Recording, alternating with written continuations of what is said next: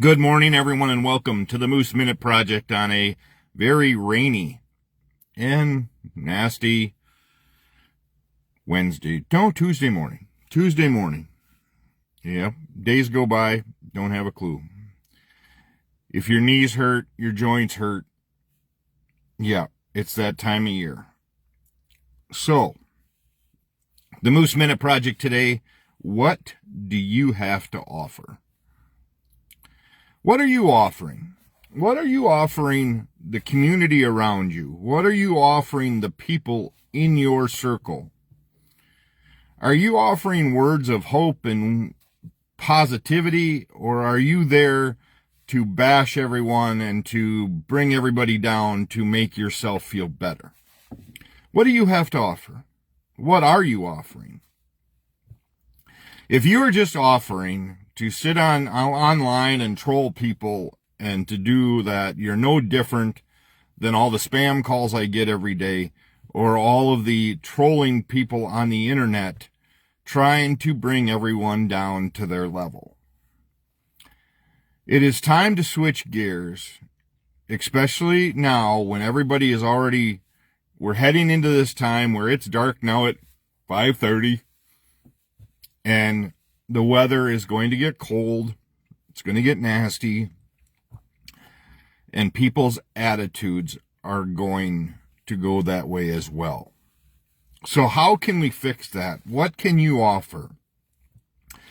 What hope are you giving those around you? What positivity are you giving those around you?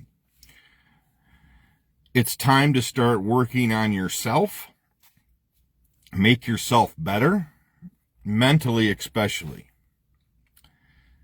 and have less excuses for why things are the way they are. I have done more and more research and listening to podcasts, and life is going to be a struggle. It's just life. You get hit with things all the time. I never dreamed in the last few months that I would have lost my mom. I lost my support pup. I lost everything there, but I am so blessed in many other ways.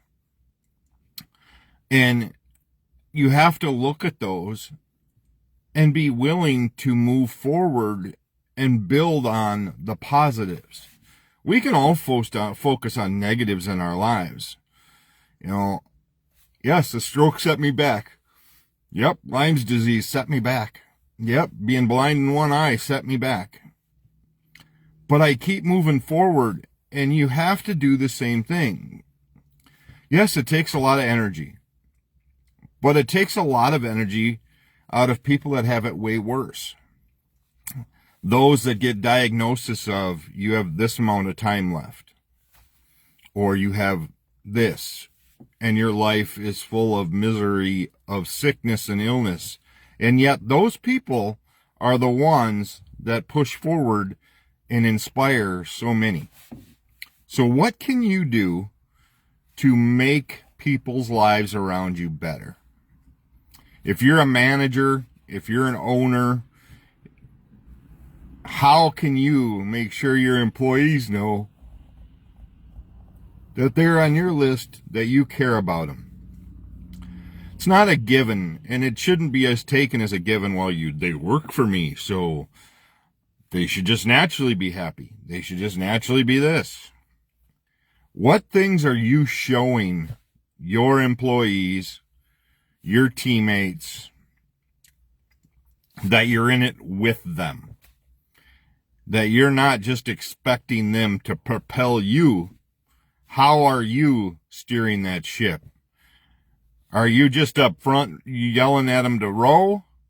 Or are you actually grabbing an oar and helping them row? It's a big difference. It's a huge difference in many ways. Are you thanking all your salespeople for who they are? Not just leaving it up to your sales manager or your general manager, but as an owner, are you walking through saying thank you for being here? Thank you for being part of this team. Because if you leave it up just to your managers, you don't truly know how things are going. What if your manager's not doing it? What if your general manager's not doing it? Even though you expect it, and then you wonder why morale is the way it is. Life is that way. Life is needing to be uplifted every now and then. Being told thank you. Being told that you're truly appreciated. Thanking people for the miracles that they do every day in your life. Whether it's just somebody that checks in on you. Whether it's somebody that sends you a card here and there just saying, hey, thinking of you. Those kind of things matter. So, what are you doing to make lives around you better? Calling people names, calling people out on things that they believe in, and yet calling them names about it because it doesn't fit your realm. Doesn't work. You can sit down and talk to somebody if you want to and have a conversation about your differences, but we still need to come together as Americans and as people to fight for the direction and the democracy of this nation. We need to be able to support each other and not tear each other apart. I see a lot of disrespect towards law enforcement here. In this area, I see a lot of disrespect towards people in political power around here. I see disrespect to people in this area by business owners, but yet those business owners don't follow what they're talking as far as shopping local, taking care of businesses in the side of the businesses here in our small towns. Do you take pride at work? And I don't care if you work at Dollar General or if you're the janitor at the local grocery station, whatever it may be, do you take pride in your work? And are you doing that because it's you? Not because it's expected, but that's what you want for your own.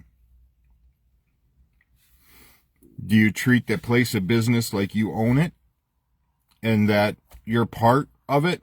Or are you just there to punch a ticket and you sit outside and you smoke, or you do all of those things and you take your breaks and you go, dear Jesus, I hope 4 o'clock shows up pretty soon so I can get the hell out of here. It's got to be miserable if that's what you do. You have to show up.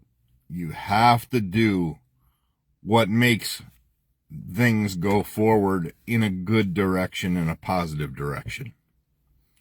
So what are you bringing to the table? What are you doing to help motivate those around you? Are you educating yourself? Are you going to training classes? Are you doing any of those kind of things? And you don't have to go to classes out of state or anywhere else. There's plenty of stuff online to learn about your mindset and just to learn about who you are and how you can make your team the best it can be. Yeah, I got into a slump. There's no doubt. A couple years ago. But I never had anybody come alongside me and say, hey, Chris, you're going through a shit ton. How can I help? Or respond to the things that I sent letters to or anything else saying, hey, yep, I see your point on this. Instead what they do is they change directions and then they wonder why the cultures don't change. It is because you don't take time to figure out your employees or those that are running your company. As an owner, you have to be all hands on deck, and you can't micromanage. That's not what I'm talking about. What I'm talking about is to make sure you know what people are going through and what you can do about it. If your company is at the point where somebody hears, hey, you need to come to my office, and they immediately think negative and they immediately get worried about what's going on, that is a problem with your company. Because they don't know the difference of, oh, he's just asking and he just wants to know, or, oh shit, I'm in trouble. So take time to learn about those people around you. Offer more than what you think you got. You need to offer it not in monetary, no, by any means, by care. Because right now in this society, most people are having the attitude that nobody cares about them. Nobody cares because they get told if they bring up something, they're dumb, they're stupid, they are idiotic for doing what they do. And then also take a real good look at yourself. Are you posting stuff that is uplifting people or tearing people down? And that should make you probably change a little bit of an angle of where you're headed. So that's what I have today. I've got some big news coming for my mom's tournament that I will share when I have things in hand. I posted yesterday that if your teams right now are incomplete and I don't get updated contact information, I've got a couple of teams I've been trying to reach out to, cannot get a hold of them. November 30th will be the cutoff, and I will find teams to replace those. November 30th is the cutoff because that gives me a week to find a replacement to go in your spot. So I just need to know for sure if you're there and that you have a full team. I'm not going to go in going, oh yeah, Chris, we are.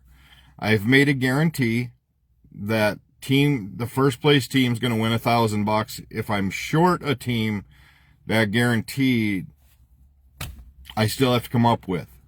So with that said, and because I'm a man of my word, and that's what my mom has always taught me of, and that's why I do not have a very good gray area. I'm very black and white when it comes to things. So I need to know for sure your team is in. If I have names and averages, we're good. But I'm going to tell you don't want to miss this event. It's going to have some great, great prizes. And like I said, I've got some big news coming up down the way that is going to put things really cool. I've got stuff coming that is going to be really neat. So make sure you get on top of that. My family is all going to be there to help work it. There's going to be some good teams coming in too. I thank all of those that have already signed up and helped me up with that. But yeah, I'm not going to go into that first week of December worried that I don't have all the teams. So I'm only doing 12 teams this year. So that's where we're at. I'm not sure how long the day is going to take. I've got a few things that'll break up the day, but that's where we're going to go. So Marcy's Strikeout Alzheimer's Shootout is December 7th at the Phoenix Center. Bowling starts at 11. So that'll give Greg and time and them all to prepare the lanes, and then registration's going to start at 10:30. And we'll be selling all the tickets and stuff during the mornings and during the event. So yeah, that's where we're at there. But what are you bringing to the table is the big thing you need to look at. And are you bringing the best version of you each and every day? Have a great day, guys. I hope things go well. And as always, take time to bless somebody else today. And we'll go from there. Have a great day. Sounds like a little snow later today or into tomorrow. Yeah. But have a great day. And as always, bless somebody. We'll talk tomorrow morning.